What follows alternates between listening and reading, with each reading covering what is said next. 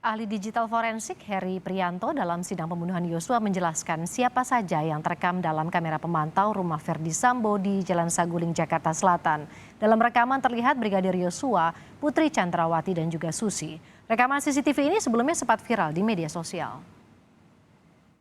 Bisa diidentifikasi pada saat itu siapa saja yang datang? Berdasarkan informasi penyidik yang mulia, kami tidak memiliki kemampuan untuk melakukan itu yang mulia.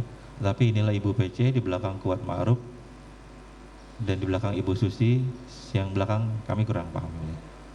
Ini almarhum Brigadir Joshua yang mulia, menurut keterangan penyidik. Bagian tangan.